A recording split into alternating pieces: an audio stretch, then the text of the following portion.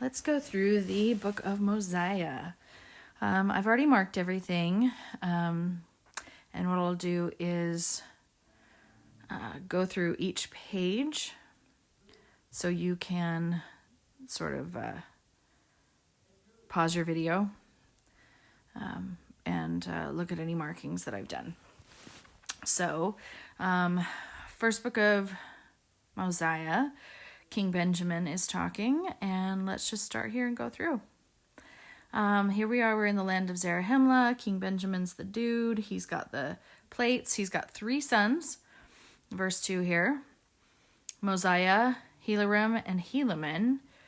A great thing I like about 2 is how it shows that he, like his fathers and grandfathers, taught his sons the language of his fathers, which was Egyptian, so that they could read the scriptures, which I think is pretty cool. And he taught them that so that they could, in the orange part, become men of understanding, that they might know concerning the prophecies which have been spoken by the mouths of their fathers, which were delivered them by the hand of the Lord, which is awesome. He also goes on to say several times, remember. We've talked about that being one of the more important words in the gospel.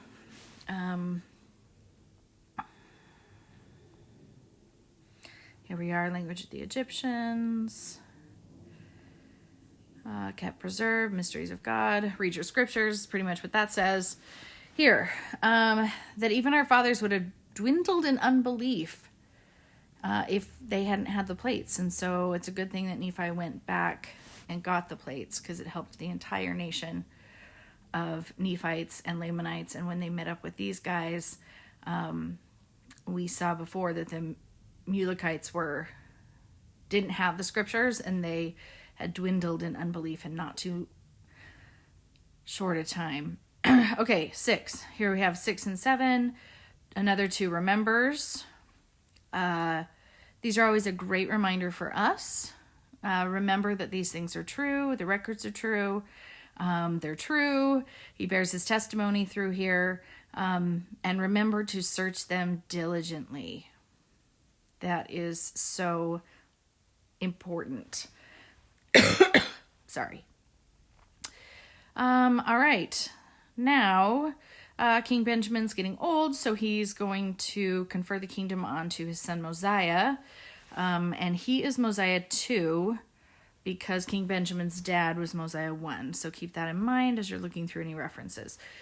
His people were called a bunch of different things because they were Mulekites and people of Zarahemla and people of Nephi and the people of Mosiah. So he said, all right, not only am I going to give you a new king, but I'm going to give you a new name. And you're going to take on the name of Christ. And that's who you're going to be. And what's cool is, says down here in 12, a name that never shall be blotted out, except to be through transgression. So again, that's up to us. Falling into wickedness. Oh, I love this. In 14, for I say unto you that if he had not extended his arm in the preservation of our fathers, they must have fallen into the hands, blah, blah, blah.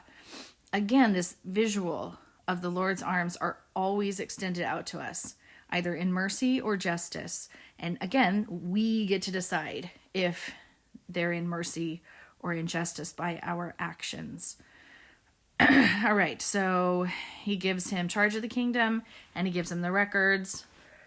He also gives him the sword of Laban and the Liahona, which is cool, and that's how these things get passed down. And we learned in Words of Mormon in the last book there that all of these records were passed down and preserved and kept because the Lord promised that he would do that when they were given to the righteous. So that's how the Liahona and the sword of Laban were also come to be found in with the golden plates, which is super cool.